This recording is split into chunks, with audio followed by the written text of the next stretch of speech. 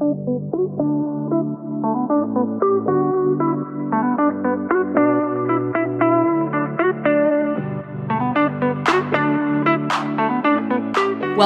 to the Gym and Tonic Podcast. I'm your host, Shanae Kunsa from SK Bodyworks. This is a podcast where I share valuable education, insight, and strategies around all things health, fitness, nutrition, weight loss, and mindset, mixed in with some laughs, a whole lot of balance, and a few ums along the way. If you're ready to make your weight loss and fitness goals a reality, you've come to the right place, because through these episodes, I'm going to help you live a healthy but balanced life, lose the weight, and become the best version of you possible. Let's go, girlfriend. Hello and welcome back to, I think it's episode 5 on the podcast now. I feel like it's been a minute since since our last episode, but time is literally just like flying by. I can't even believe we're over halfway through 2024 now. Like, where the hell was the last 6-7 months gone? It's just crazy. But anyways, on the Gym and Tonic podcast today, we are going to be covering 5 things that you need to stop if you want to lose the weight and essentially keep the weight off for good. So I'm going to be addressing 5 common mistakes, and they are oh so common, that I see women making. And a lot of the time they actually think that these things may be helping them reach their goals, but it is actually doing the opposite and sabotaging their goals.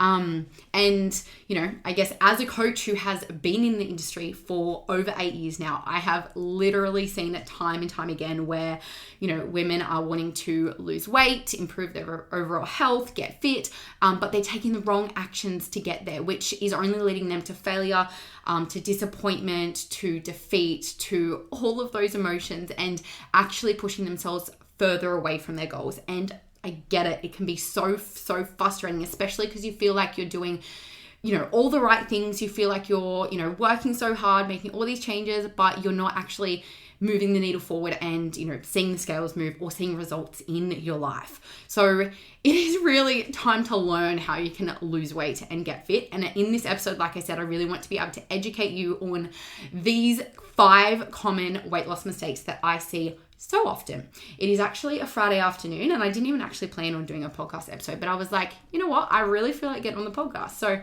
anyways, here we are.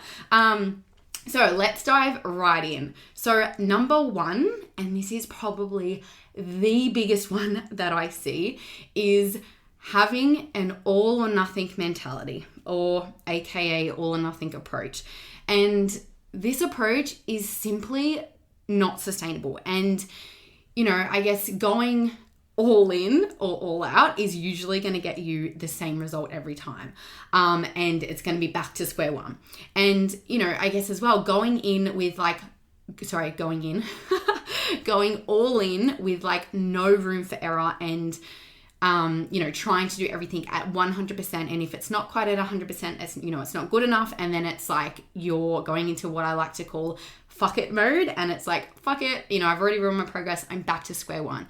So, and, you know, even I guess anything, I'll go through some examples of what this might look like and what I guess commonly see.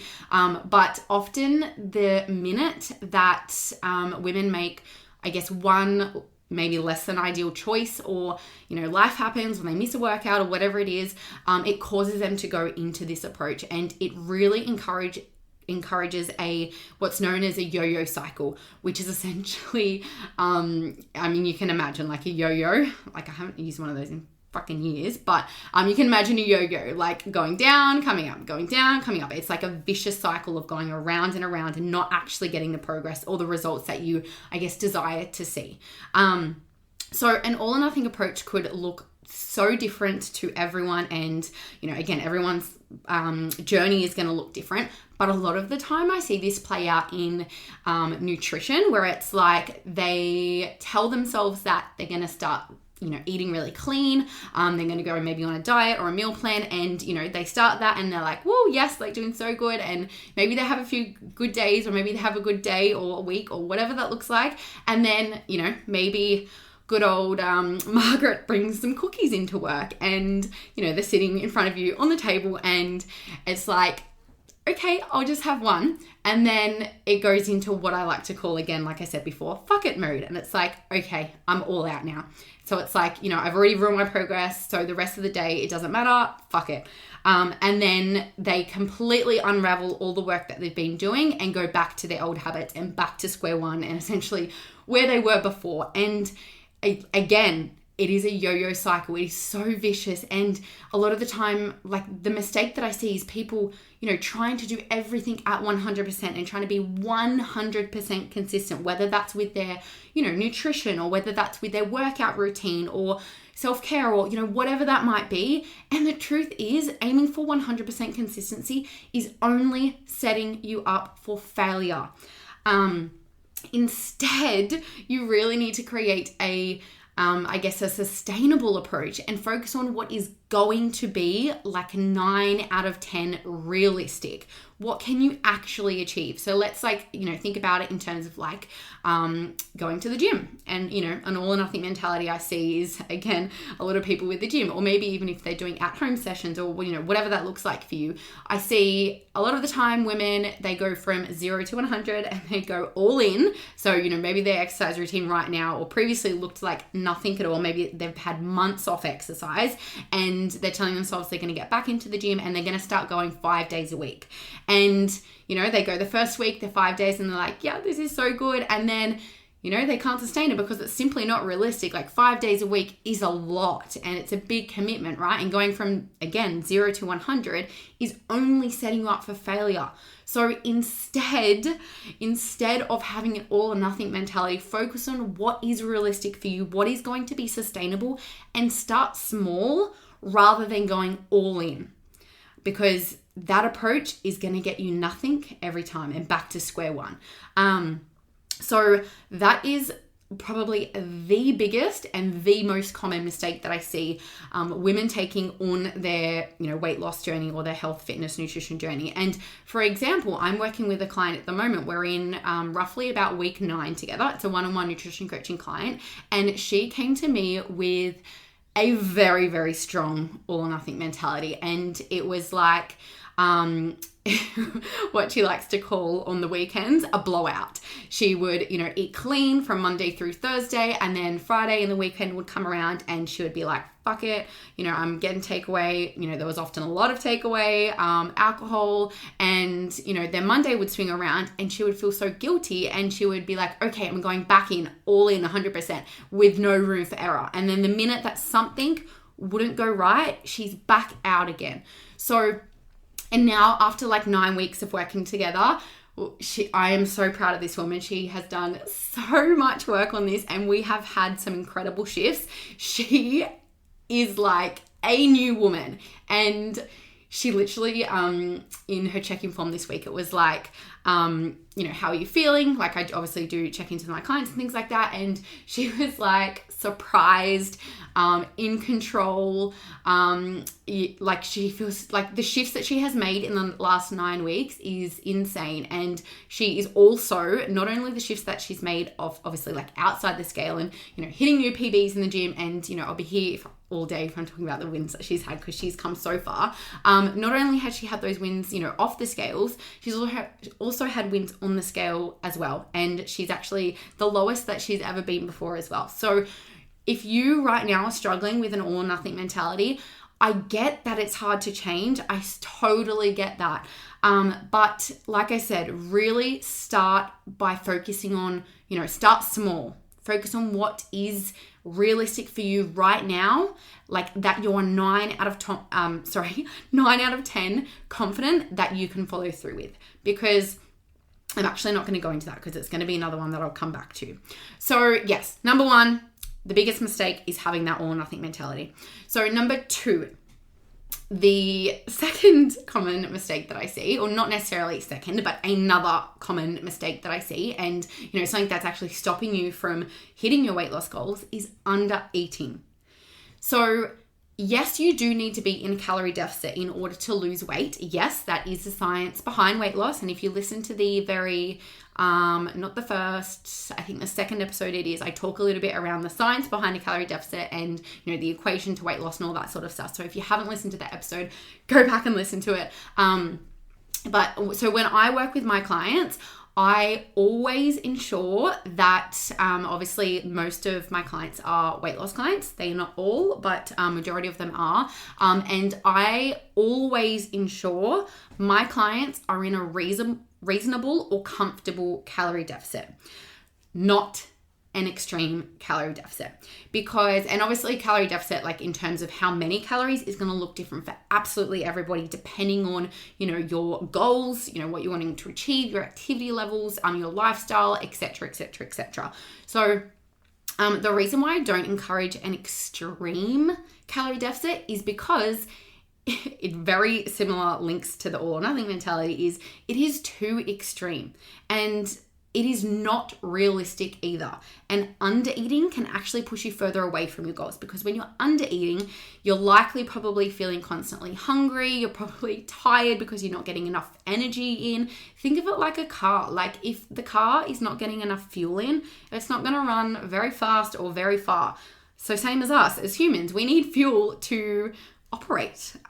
So if we're not getting enough in, it's going to really sabotage not only our weight loss goals, but also how we're feeling, probably our performance in the gym. It's going to have a huge ripple and effect as well.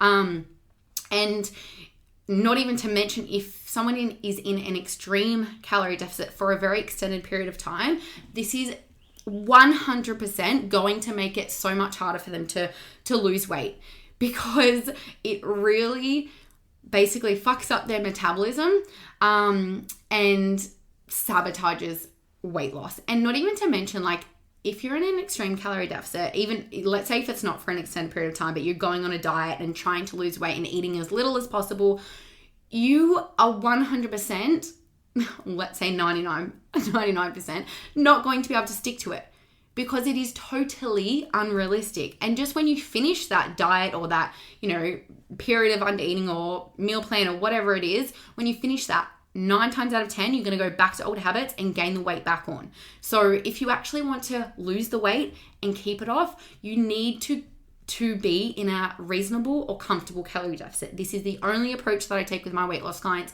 because in my opinion, some sort of, this is a little bit off topic, but in my opinion, some sort of balance is required if you want to be consistent at something. So balance, and off the back of that, enjoyment is required if you want to be consistent at something. Think about the last thing that maybe you were really consistent with, like something that you have been totally consistent with. You've probably made that a habit, but you probably also have some level of balance or flexibility with it, and you also probably really enjoy it. So stop the under eating and the, myth that 1200, 1100 calorie diets, that is not going to allow you to lose the weight and keep it off. So comfortable or reasonable calorie deficit. And obviously, even as you progress on your weight loss goals, you don't actually want to stay in a calorie deficit forever. So let's go on to number 3. And I see this a lot, is women not taking the time to rest and recover. So without, rest and recovery, we simply cannot perform at our best. And this does not just go for our training routine. It also goes for all areas of life. And I guess just going back to training before I talk about all areas of life, because that is a very broad umbrella, overtraining can actually stunt and sabotage your progress. And again, it's going to push you further away from your goals. So instead, really focus on, I guess, making rest and recovery a priority, because it's going to push you closer to your goals. And like if you're trying to train and you are like so sore from your workout, maybe the day before, or maybe you're overtraining and doing 2 workouts in one day, or whatever that looks like, you are actually, in simple terms, you're actually not going to be gaining muscle and progressing. You're going to be going backwards, and in simple terms for you to understand, burning muscle. So would not recommend. And in terms of, I guess, like I said, not just in relation to your training, in terms of taking the time to rest and recover, this also applies for all areas of your life. So As you know, I probably, if you've listened to my previous episode or my story, or follow me on socials, you'll know that I hit extreme burnout at the end of last year. And that occurred as a result of not taking time for myself to rest and recover. It was sort of go, 100%. And we simply cannot operate at 100% without giving to ourselves and taking that time to rest and recover. So, again, that might look different depending on whatever area of your life it is. But let's just say if it's work. Are you having a healthy balance of work and life and social life and, physical health, your mental health? Are you addressing your deep health, or are you just so focused on one area of your life that all of the other areas are coming down as well, and you're not allowing yourself that time to rest and recover? And, rest and recover may not necessarily mean like stretching, getting enough sleep, self-care. It could also mean like prioritizing your mental health and calling a friend, having a chat, like getting your emotions off your chest. Like, it doesn't necessarily mean just stretching and recovery, from the gym. So that is one that I see so often. And, in this society, like 90% of the population, especially women, are so busy. And I get that it can be so hard to, we get caught up in the hustle and grind of life, and it can be really hard to, take that time for ourselves to, I guess, fill our cup up and rest and recover. But the truth is, not doing that will put your body under stress, and it is actually going to sabotage weight loss goals as well. So not taking the time to rest and recover is a big one that I see. And I guess it's probably not talked about enough either. Okay, let's go on to number 4. And this is a big one. I feel like I've said that about each of them. But number 4 is being too hard on yourself. So being too hard on yourself is sabotaging your weight loss goals. And I'm sure we've all been there before, whether it's in relation to your weight loss goals, your fitness goals, your health goals, your career, your business, whatever that is in relation to. And I feel like especially women, you can be, at times, we can be our own worst enemy. And being too hard on ourselves will lead us to feeling demotivated. It'll lead us to feeling unfulfilled, disappointed, defeated.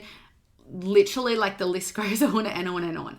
And I guess being hard on ourselves and, putting way too much pressure on ourselves, maybe having really high expectations for ourselves and, maybe not being able to meet them, and then talking to ourselves like, you're not good enough. Why did you let that happen? All of those, I guess, thoughts that then come up that send you into, I guess, a bit of a downward spiral that is only going to keep pushing you down and not up.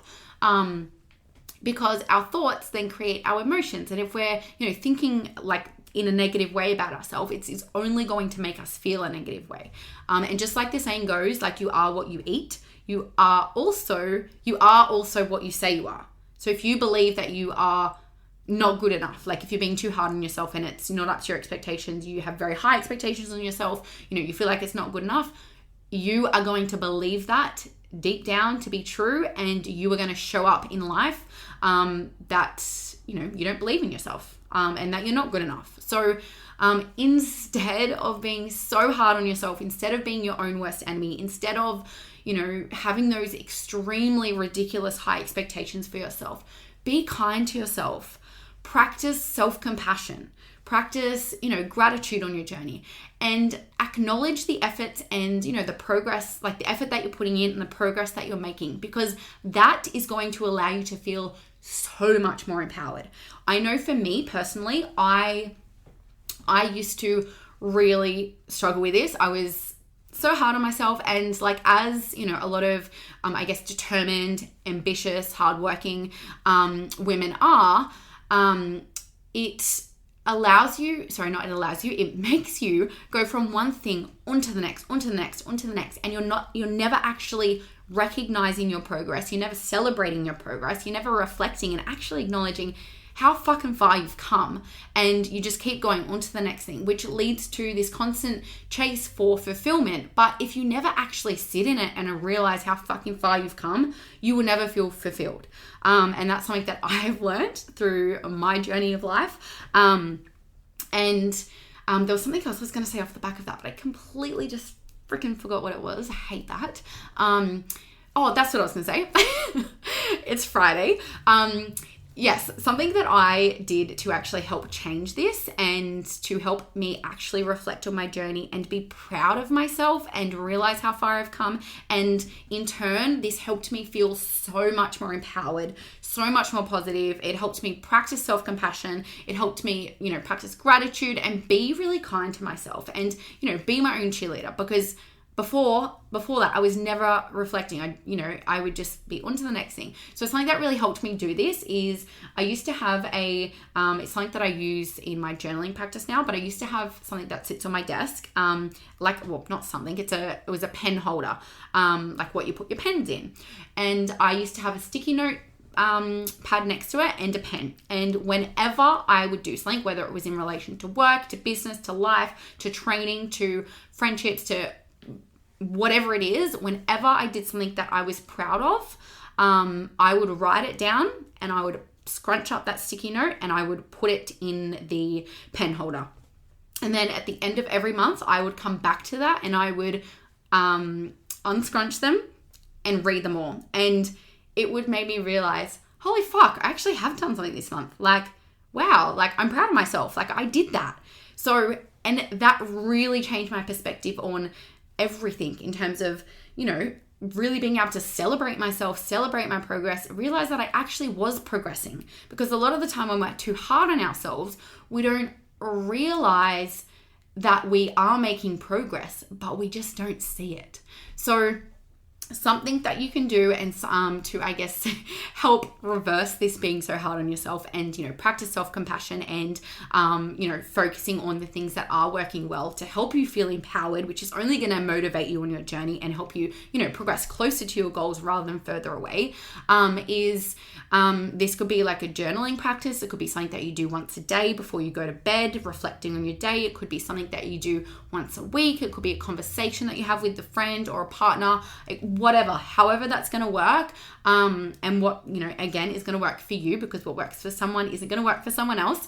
But yes, this is something, like I said, I recommend my clients to do, and it is literally picking out, focusing on the things that are working well. So similar to the approach, like I said, that I took with the pen holder and the sticky notes, it is basically just acknowledging, whether it's in the week that was, what did I do well at this week? What am I proud of? And those, what are some wins I had this week? And it doesn't need to be big, huge wins. It could be the tiniest little thing that you did that you were proud of that was better than the week before.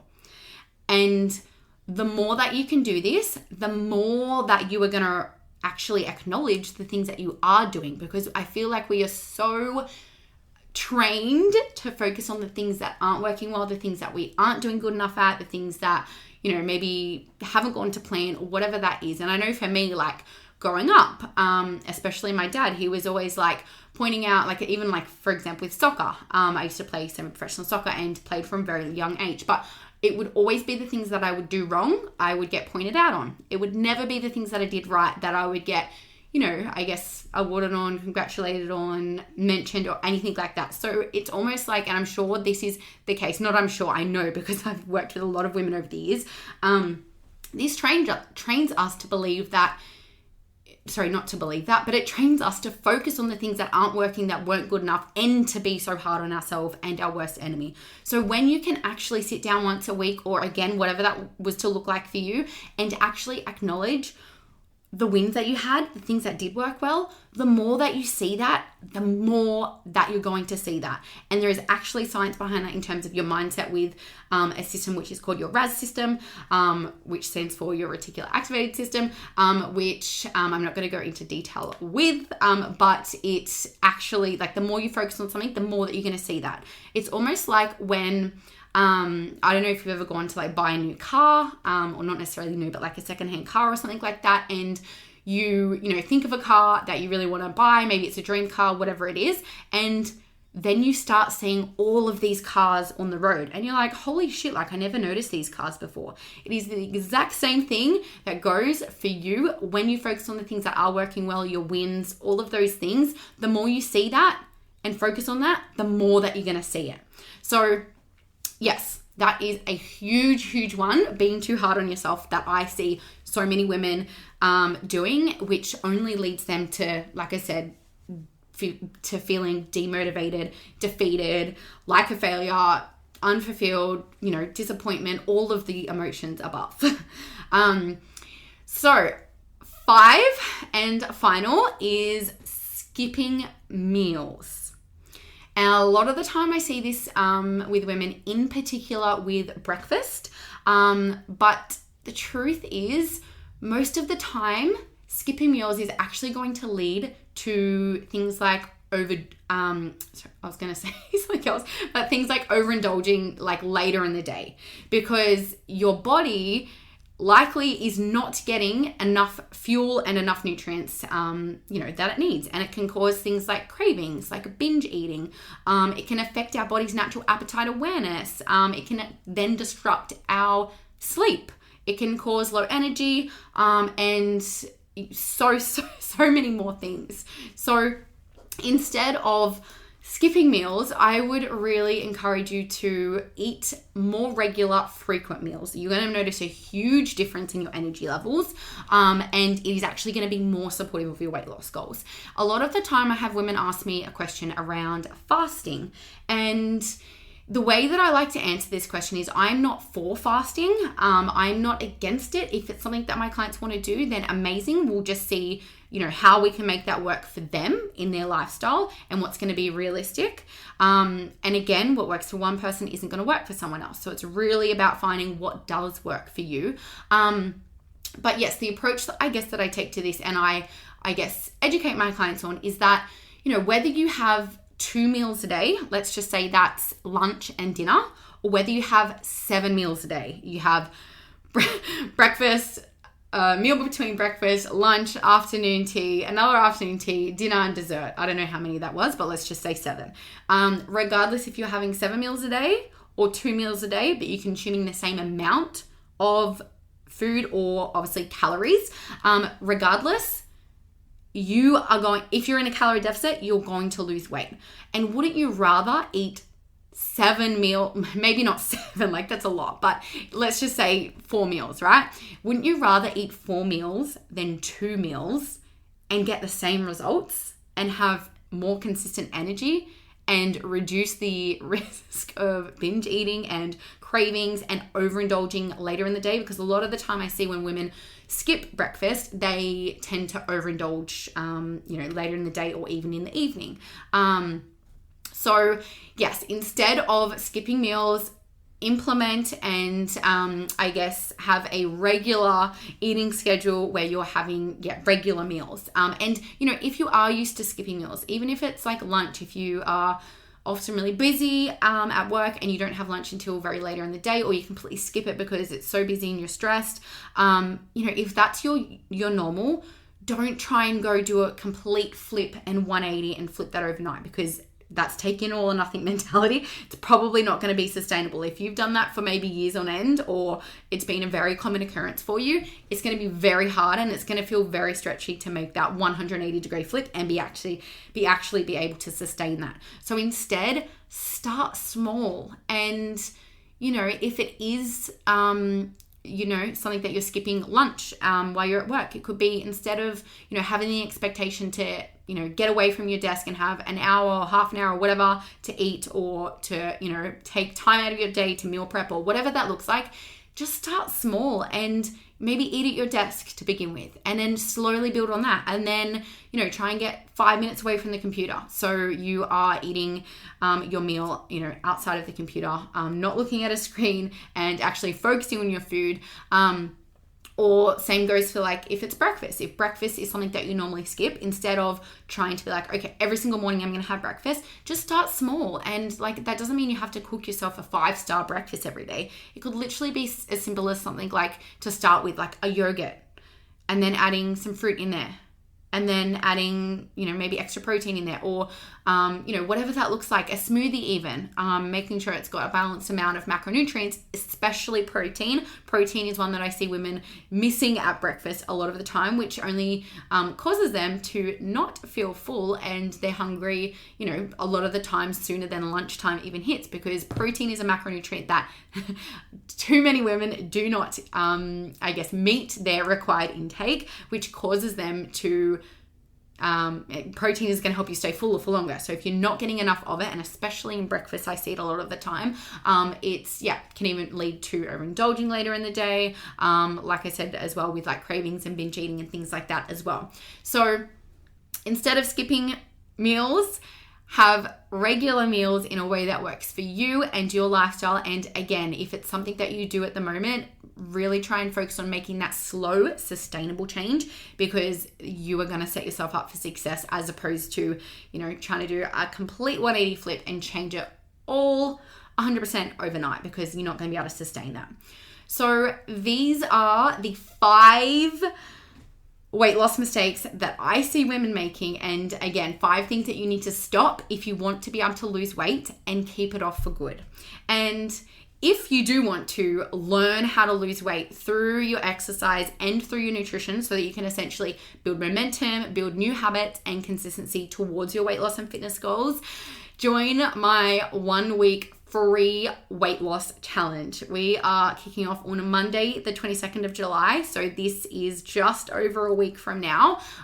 If you're listening to this podcast afterwards, after that date or after the challenge has finished, I will likely be popping a replay up. So definitely still reach out to me if it's something that interests you. I have never given away this much value, which is literally insane, for free. And I probably will not do it again. So if you want to be able to learn how to lose weight through nutrition and exercise, make sure you jump in on my free 1-week weight loss challenge. This is for you if you resonated with any of the 5 things that I covered on today's episode, or if you are someone who's been maybe dieting on and off in that yo-yo cycle for maybe months or maybe even years now, and you still haven't lost the weight, and you want to learn how to lose the weight whilst enjoying your favorite foods and without going hungry, this challenge is absolutely for you. And even, I guess, on the flip side of things, if you've been working out consistently in the gym or at home, but you aren't seeing changes in your body, this challenge is for you. Or maybe you are new to exercise, or you want to get back into exercise and you want to learn a little bit more about it, this challenge is also for you. And this challenge will essentially help you understand key nutrition and training fundamentals for weight loss in a simple and easy way to understand. It's going to help you absolutely build momentum, new habits, and consistency towards your weight loss goals. It is also going to help you learn how to lose weight. How to lose weight, but how to eat for weight loss without going hungry, and like I said, without giving up your favorite foods. And it's also going to help you learn how to exercise to specifically gain lean muscle mass and also contribute towards weight loss. Because cardio is not the answer to this. And I'll be obviously diving deep into it into the challenge. So if you want to know, definitely jump on. And just a PSA, this is not your boring, standard video trainings, masterclasses. Like, this is a live community experience. We are going to be doing a 2-part nutrition masterclass, essentially teaching you how to eat to lose weight. It is very in-depth. You'll get so much knowledge and value to take away from this. And again, implementable actions that you can implement in your lifestyle, in your nutrition, basically straight away. And then we're going to have a 1-part training masterclass teaching you how to exercise to help with fat loss. In addition to, I guess, the 3-part masterclass, so 2-part nutrition, 1-part training. In addition to that, you're also going to get 3 workouts that you can do from home or at the gym. All you need is 1 set of dumbbells, and you can do these. There is a workout schedule in the challenge. However, you can do these at your own time, in a time that works for you and your schedule.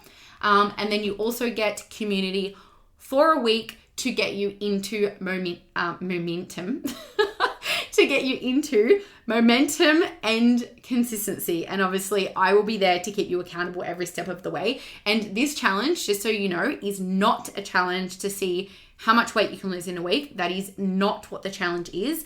And it is not, eat less, move more. It is really focused on education, and is going to help set you up for permanent change as opposed to diets and quick fixes, and essentially is going to help you lose weight and be able to keep it off for good.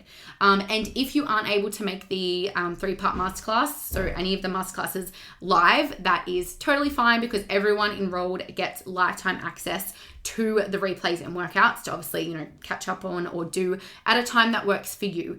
However, if you are able to make it live, definitely make it live, because that is how you'll get the most out of it, and obviously have the opportunity to ask questions live as well. So if this interests you, DM me FIT, so FIT, on my socials. So my socials is at SK Bodyworks, or even flick me across an email. I think my email is in the show notes below as well, or my socials are linked in the in the show notes below. Send me a DM FIT so you can sign up for the free 1-week weight loss challenge. Like I said, I've never given away this much value, which is insane, for free, and I probably will not be doing it again. So make sure you're in. I can't wait to get started. We kick off from Monday the 22nd of July. And like I said, if you're listening to this episode after Monday the 22nd of July, definitely still DM me, because like I said, I'll be bundling all the value up, and will allow it to still be available to catch up on the replays and workouts in your own time, even after the challenge has ran in live in that 1 week. So I hope you got a lot out of today's episode, found it valuable, and it helped, shine a light on the blind spots that you may be taking at the moment on your weight loss journey that is actually sabotaging your goals and pushing you further away from your goals. And I hope it's given you a little bit of insight into the right actions to take to, move you towards your goals. And even further, I'm going to be diving into those right actions in the 1 week challenge. So I'll see you guys in the next episode. Thanks for listening.